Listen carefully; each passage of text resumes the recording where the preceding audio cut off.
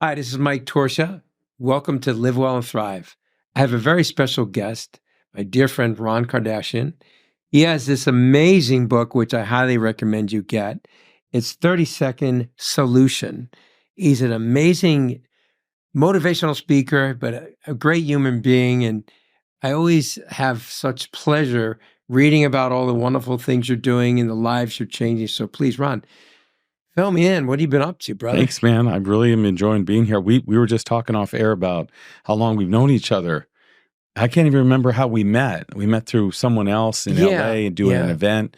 And I was with, you invited me to come speak with Lou Ferrigno, which was an amazing opportunity. The Shape of America event. That's right. Yes. And yeah, man, it's just, living life, not perfect, learning a lot from my mistakes I've made, trying to use humility as the bedrock of everything we do going forward.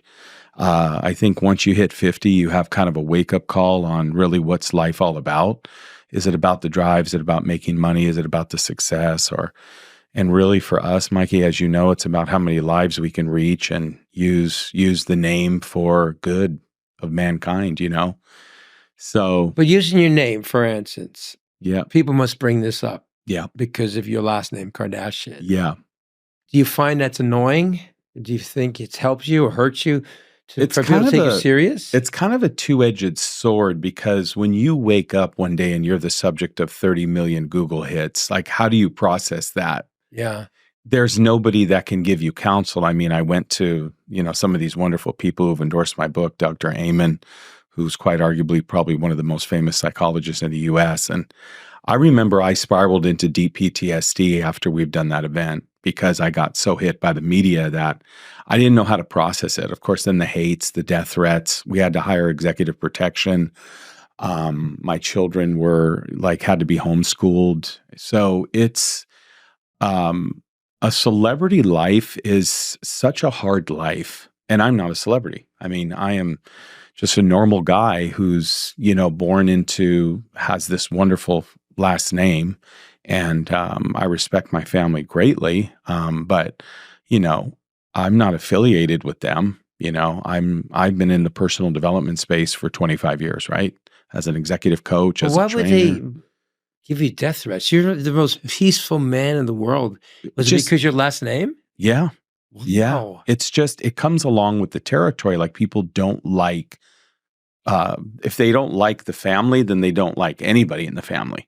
So it's kind of like, I spoke with my African-American friends about racism.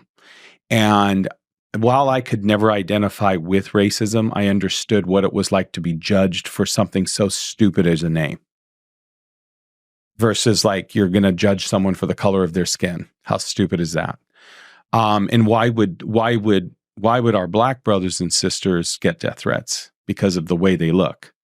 It's the most hideous thing. So you kind of encapsulate it into that, and you either are getting more introspective and trying to become better in how you process it. And I think that's why I became a cognitive expert, was because I think we met because I was a personal trainer. I was a strength and conditioning coach, right? For as high up as the NFL. And of course, we were akin to doing things in sports together. And, we shared our Italian heritage. Yeah, plus our admiration of Jack LaLanne. And Jack LaLanne. Because the Shape of Jack America expos that I was doing was continuing on his dream. Yes, because he wanted the Shape of America. About that. And when you're like, hey, Mike, come in, right? Wanted to do that too, man. Yeah, no, but I really think that whenever you spoke at any of the events, people were mesmerized. Thank you. And they were pleasantly surprised because of the media and the Kardashian name. Yeah. They weren't going to take you serious. No. They're like, oh, he's a Kardashian. It's unbelievable. Why don't you shut up and let him speak and you'll see. Yeah. I was like a pit bull that day. I got to tell you something. You made them eat their words that day. Wow. You were just mesmerizing the audience, and they were like glued to every single word you were saying. Wow. Even your stance had a very powerful stance. So then the last name disappeared. They didn't even think you was a Kardashian. They thought you of this incredible energy, this spirit that was just sharing the energy with the audience. Wow. So that's why I was really impressed. And that's why I said, my God, I have to have you come in. You told me about the book and this new program you're offering. which again, I want to segue into. Tell us about the new program here. So we started a company about 4 years ago in the predictive analytics space. And the way I describe this is if you're searching on your phone for a beautiful Lamborghini, and then all of a sudden, days later, you keep getting these feeds into your emails or wherever in your search, Lambo, Lambo, Lambo, that's called predictive analytics, right? They can predict your behavior. Well, I mean, I always ask people, what if you could have predicted the rise of Apple Computer? Would you have become a shareholder? Obviously, Sure. Everybody raises their hand. Well, now we move into cognitive predictive analytics. So we were using this at the NFL where we can predict an athlete's behavior. You can predict an employee's behavior. You can predict a CEO's behavior. And the more accurate the tools have evolved over the year now with AI, we capitalized and started a company and secured a beautiful license agreement by a tool that's been around for 50 years. And was just needed a kind of a refresh and update, but it went through 9 PhDs and a double-blind study at UC Berkeley to determine the accuracy of how well can a online assessment predict my behaviors.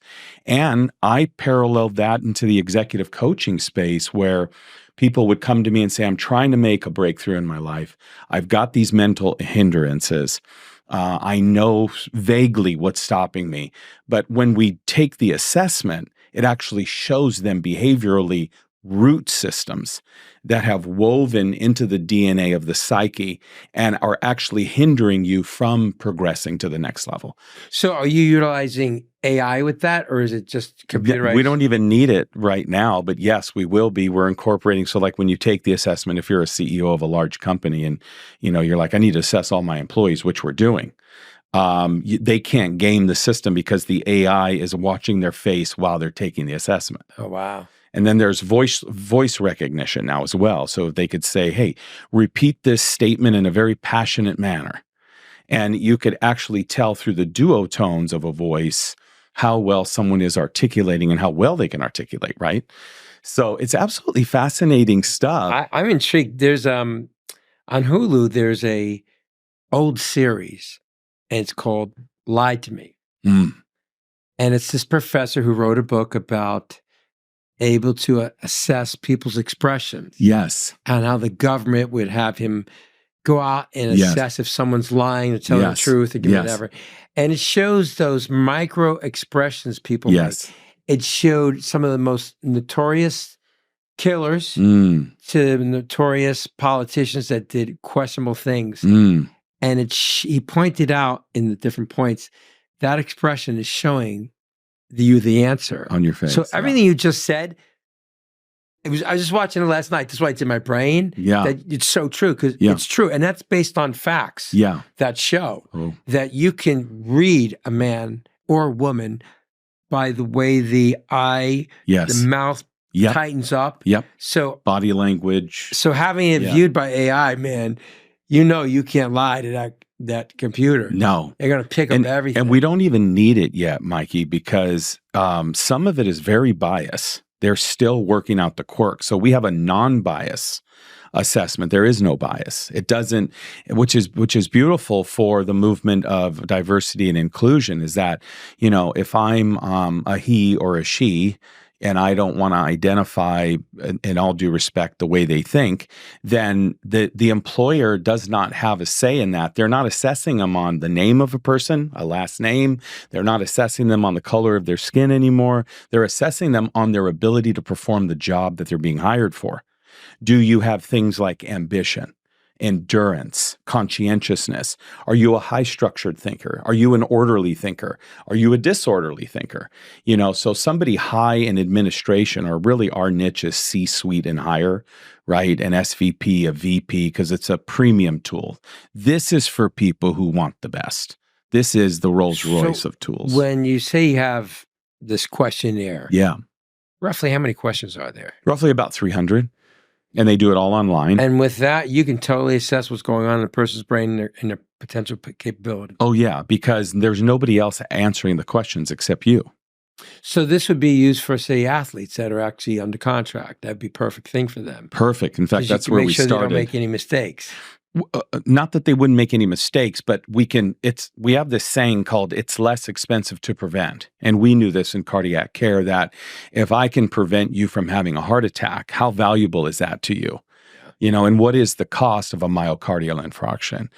What is the wear and tear on my physical health, the aorta or the aortic valves? And what about my family? What's the price there? What's the pain? Because everyone's watching mom or dad suffer. So when you really peel back the layer at a very low cost, it's less expensive to prevent, course, yeah. as we teach in healthcare. And but like what you just said, where the predicting things is important. predicting, yeah. Now, think about what's going on right now with that Japanese baseball player, where his translator was betting and lost millions of dollars. And the player gave his translator millions of dollars to pay off the sports bets. Now, he's saying that he took the money and he didn't know what it was for, but come on, the guy he travels around the world for years. Here's a guy that has the biggest, it's like, I think, what, $300 million contract. It's like sick number. Huge. He's the highest paid athlete in the world. Wow. His translator was a degenerate gambler and lost millions of dollars. Okay. So this new young baseball player that's just, I forget what team he's playing on, was apparently he was hitting him up for money. So now he's saying, oh, I didn't know anything about it, whatever. But your test would have predicted something like this to happen, because this guy was probably maybe a little naive. This is a friend, and he probably figured, well, let me help him out. Yeah. Didn't look into, why am I giving this guy millions of dollars? Oh, man, that's first of all, I huge. wouldn't be giving my translator if I didn't speak in a certain language. Millions of dollars would be, what are you, crazy? Yeah. What are you doing? Yeah. Right? Anybody in our inner circle, Mikey, is assessed. You have an SVP, you have an executive assistant, right? Someone who's in the inner circle.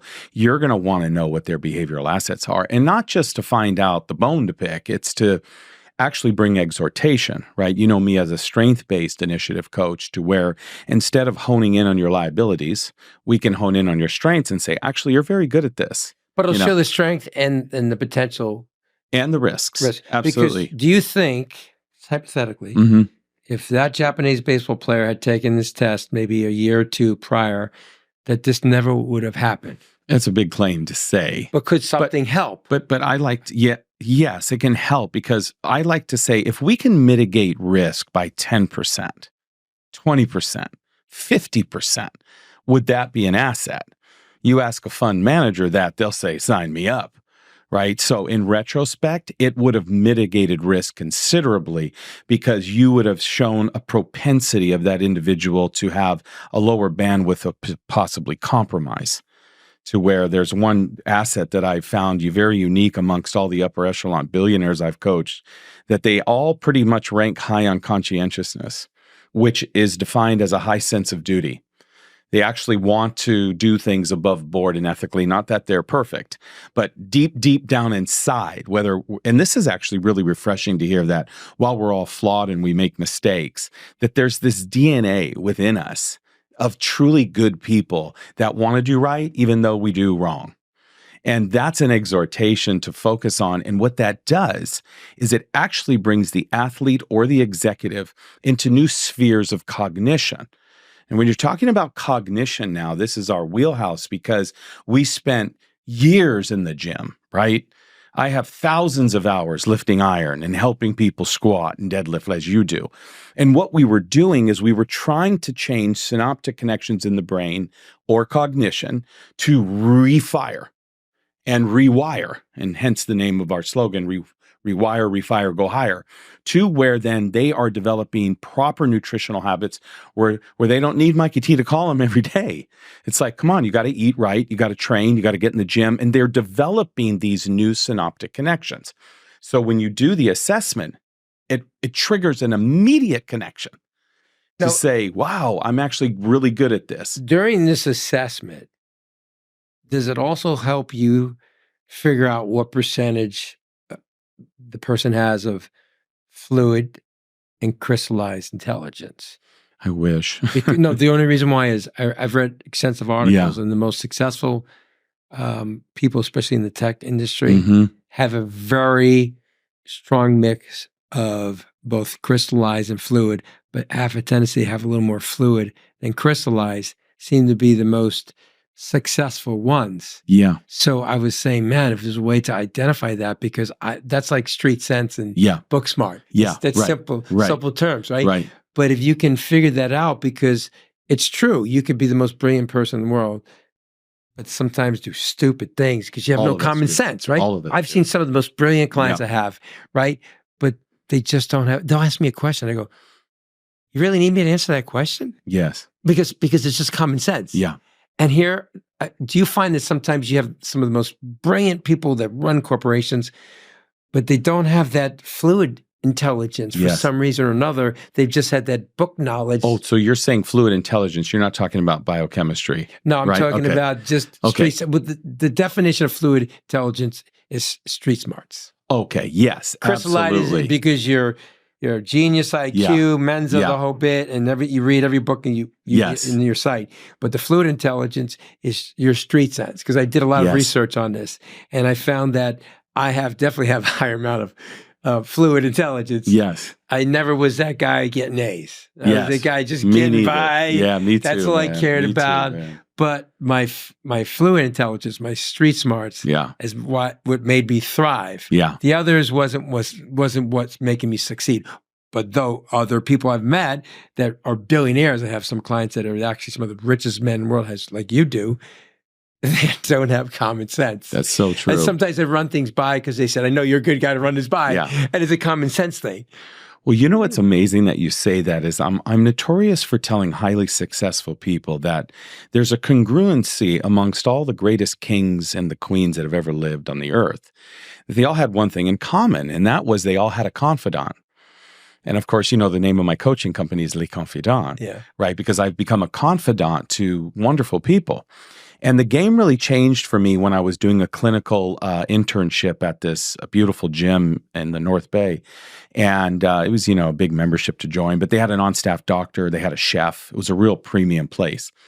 And I had the honor of coaching a brain surgeon. And I, would have these great conversations with him. And he said something fascinating one day. He said, because I was like, you're so successful and educated, and, why would you need a guy like me? And he looked at me and he said, as good as I am, he said, there's one guy I can't do surgery on. It's myself. And that changed the POV of my whole enterprise and how important roles of mentors are, and guides and pastors and rabbis, or, people that are actually helping us be the moral compass, if you will, or just the standard compass on executive decision making. And this is something in corporate America they're calling executive presence coaching, which is, do you have a disposition of someone who operates at a higher echelons, which of course then demands an increase in income. So here we start with a little assessment, and you trickle it into all the vicissitudes of your life, to where at the end of the day, you're reading this and going, wow, I actually am transforming just by looking at this data. Now, when will this program be available for the public?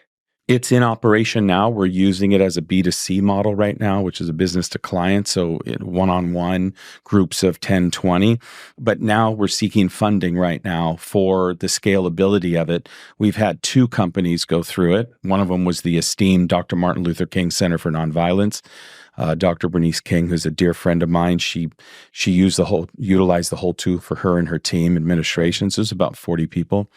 We'd like to bring it into like corporate America now, to Google or Apple or Amazon, has got 400,000 employees, so this would be a tool for the upper echelon, C-suite and higher. But I mean, Mikey, the sky's the limit with how they could use the tool to reduce the threat of racism, judgmentalism, and isolate better traits that will help accelerate the inner workings of a company.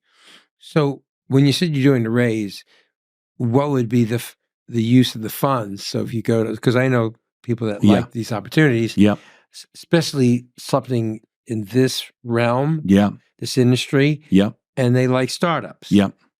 But what was that gasoline before? Oh, So for to say, everything from for the marketing employment, and more employees. Yeah, more employees. We need help to scale. Marketing and development, engineering. The asset allocation piece is what you're speaking of. Is all beautifully broken down in a. Now, is there a physical headquarters? Yeah, we're located in the Silicon Valley. Oh, wow. Yeah, we have a beautiful office there. We've partnered with a wealth management company. The guy became one of our senior investors, wrote a check for 6 figures as soon as he saw it. And then he went ahead and assessed his whole company. And he's like, we're going to give you an office space here, coach, because you guys need a place. And that's the broadcast center now that we have. Yeah, I'm fortunate that, because I have my concierge service, Yes.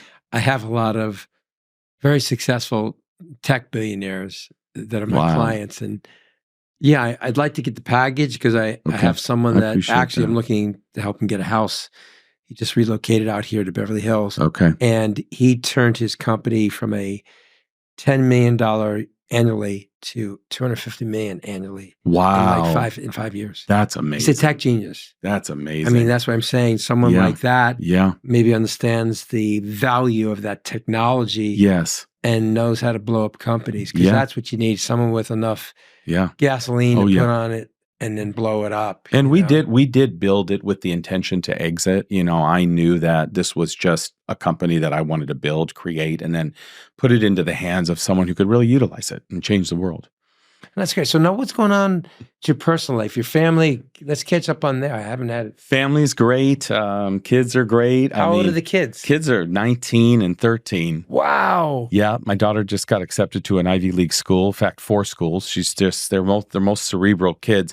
We've been feeding them cod liver oil off the tablespoon since they could right from the milk, man. Wow. And I don't know if the DHA, which is of course omega-3s and our fatty acids, have contributed cerebral cognition. I can't make that claim, but all as I know is that they are very attentive kids. They're 4.0 students. They're completely mild-mannered. I mean, I'm not that great of a father. There was no manual how to be a daddy. So I'm still evolving and learning, but yeah, man, they're doing great. I'm just so proud of them. And, that's great. Your wife, man. your lovely wife. Yeah. Tia. What she's up to doing? She's actually starting her own blog now where her specialty is helping women who have endured trauma. Oh, wow. So it's in another neurological pathway where she was very traumatized as a child herself, lost both parents, I think the mother by 64, the father by 54. Died of cirrhosis of the liver from toxic trauma. And when we talk about trauma, it's pretty emotional, so I got to be careful not to cry here. People don't understand, Mikey. Excuse me. That's good. Don't worry about it. Take a beat. Don't worry. The power of our words. And, how we can abuse people and hurt them deeply. And I have watched this woman rise from the ashes on the way she was treated as a child. And then, of course, having to live with an Italian Armenian, too, who had to be schooled. And boy, have I had a wake-up call in helping my clients better understand contract negotiation, the voice that you use, and a husband who's running $1 billion company and you come home and you try to run the family the same way. Or, the teenage boy who's using drugs and now changes neurologically and begins to abuse the girlfriend, not even physically, but verbally, and what that does to the neural pathways that are connected to the heart. And, science is, God, that's so deep in me. I apologize. That's okay. No apology needed. The power of mental health is what I'm an advocate of now is like, you don't have to just have had COVID now to be infected with other ailments and diseases, or you can track some virus, but you can actually be suffering from certain ailments because of traumas that you've endured. Like 9/11 victims are doing studies now on what has been the repercussions of what's happened after that, a tragic event, or micro traumas like a car accident or, something like that. Traumas in general, she's become a champion of. So I really want to get behind her and help her. Wow, that's beautiful. We probably have to get her on the show too. I'd love to have her come on. Well, you know what? I've been sharing with people that what you see, what you hear, what you smell and what you touch affects the body chemistry. You've been preaching that for years. You know, and people don't understand the effects that things have had to them. Yeah. Because you could touch something that is toxic, or you could touch something like when I used to be a reporter for Extra, we took the swab and checked to see how much bacteria and viruses were on elevator buttons, escalators, and public phones. Yeah. And it was disgusting. I'm going to tell you something. After I did the report, people were writing to me, "Oh my God, I'm never going to touch an elevator button with my finger." They're doing the elbow thing. Mm-hmm. I'm never going to touch the toilet flush because they use their foot, right? Yeah. And or the escalator. It was disgusting. Wow. The cultures that we took, we saw. It was my idea. Yeah. I said, I'm going to tell you something. Let's go out there. Let's swab all these locations. Let's go to the mall. They filmed me going there because I was doing the fitness stories for Extra at the time. It was so disgusting. So I tell people, what you touch, what you hear, if it's disturbing, or what you see. That's why I tell people, don't watch the news at night. Yeah. Because it'll affect you when you try to sleep, because you're 100%. replaying that shooter, shooting those poor people, celebrating the football victory. Yes. The sick people that did shit. Yep. It replays in your mind. You have no control over it. That's You're right. not subliminal, right? It's like a movie going on. So I tell people, what you've seen or heard alone can affect. I even like when people talk to me and they go, my girlfriend, she cheated on me. And I go, you know what? Every time you talk about the girlfriend cheating on you, you're creating the same chemical reaction that you had when she first refiring. happened. You're torturing your body, not just your mind. You're reliving it. Then the cortisol gets secreted, the bad hormones, then you start collecting fat around your lower tummy, all these other things. So stop it. Don't go telling all your girlfriends. Stop. It's good advice. You share with one person that you trust, and that's it. That's it. But all that drama affects the body chemistry, mentally, psychologically, and physically, Couldn't be right? more true. Couldn't be more true. But you know what? We have to wrap up, but I got to tell you something. This was awesome, man. Thanks, man. I'm so glad you reached out. You sent me that text. Yeah, man, you're here in so town. glad. I was like so happy saying, man, I was hoping you're going to stick around. And thank you. Yeah, man. Thanks for having me, my brother. You're a good man and a good friend. I appreciate it. You are too. Thank you, sir. Well, it's Mike Torsia signing off. I want to thank you again for watching Live Well and Thrive. And please, we need your support. Subscribe. Thank you.